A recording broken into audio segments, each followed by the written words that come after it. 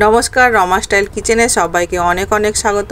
আমি আজকে যে রেসিপিটা বানাবো এই একটা রেসিপি দিয়েই কিন্তু আজকের দুপুরের খাবার কিন্তু বেশ জমে যাবে। এই গরমে বেশি কিছু বানানোর দরকার নেই, এরকম একটা রেসিপি হলেই হবে। দেখো, এই রেসিপিটা বানানোর জন্য আমি এখানে নিয়েছি মুসুর ডাল, আর আমি কড়ার মধ্যে আগে থেকে জলটা গরম করতে দিয়েছি। জলটা গরম হয়ে গেছে, আমি অর্ধেকটা জল এখানে ঢেলে নিয়েছি আর অর্ধেকটা জল কড়াই আছে। তো ডালটাকে আমি ধুয়ে পরিষ্কার করে নিয়েছি। এবার এই গরম জলের ভেতরে আমি মুসুর ডালটাকে দিয়ে দেবো।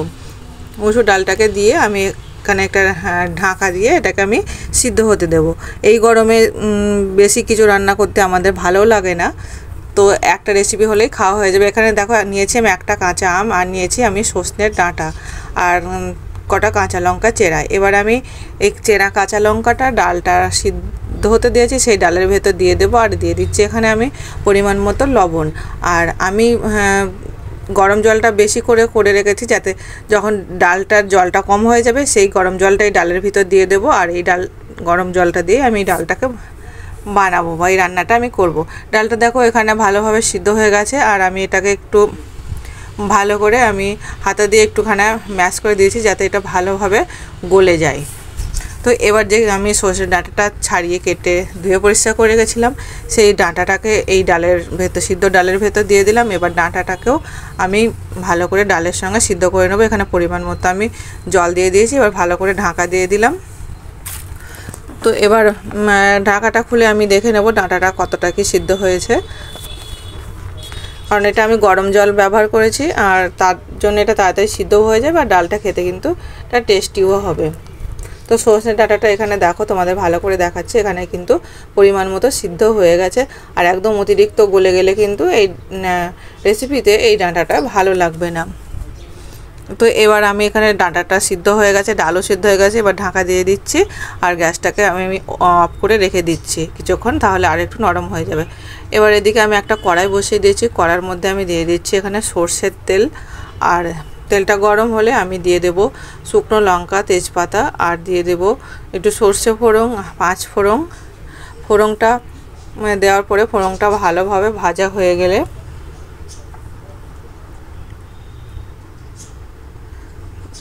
তো এখানে ফোড়নটা দিয়ে ভালো বেশ একটা গন্ধ আসছে। ফোড়নটা ভালোভাবে ভাজা হয়ে গেলে এবার আমি এর মধ্যে দিয়ে দিচ্ছি আমি যে আম নিয়েছিলাম, আমটা এবার আমি এর ভিতরে দিয়ে দিলাম।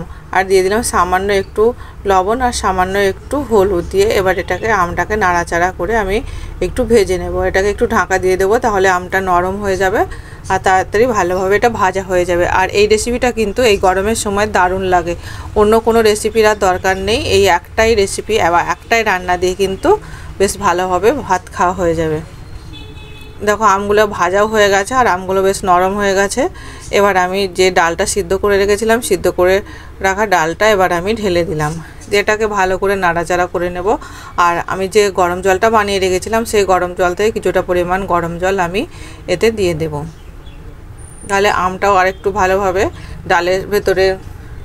ডালের ফ্লেভার, আম যে সর্ষে ডাঁটা দিয়েছি সমস্ত ফ্লেভারটা কিন্তু ভালোভাবে মিশে যাবে। আর ডালটা আরেকটু ভালো হয়ে ফুটবে, এটা খেতেও ভালো লাগবে। এখানে আরেকটু জল দিয়ে দিলাম, আর বেশ কিছুক্ষণ আমি ভালো করে ফুটে নেব। পুরো আম ডাল পুরো 3টে ফ্লেভার একসঙ্গে বেশ সুন্দর একটা ভালো ফ্লেভার আসবে, ততক্ষণ অবধি এটাকে ভালো করে ফুটিয়ে নেব। ডালটা দেখো সুন্দর একটা কালারও এসছে আর খুব ভালোভাবে ফুটে গেছে। আর একটা আম আমি একটুখানি হাতা দিয়ে একটু ম্যাশ করে দিচ্ছি, যাতে ফ্লেভারটা ভালো আসে, খেতে বেশ ভালো লাগে। তো এই গরমে আর কোনো কিছুর দরকার নেই, এরকম একটা রেসিপি বা এরকম একটা মেনু থাকলেই কিন্তু বেশ দারুণ লাগবে, দুপুরের খাওয়াটা বেশ জমজমাটি হয়ে যাবে। তো এখানে দেখো, এবার এর ডালটা ভালোভাবে আমার কিন্তু হয়ে গেছে। আর ডালটা যখন সিদ্ধ করেছি তখন লবণ দিয়েছিলাম, ওই জন্য আমি আর লবণ দিচ্ছি না।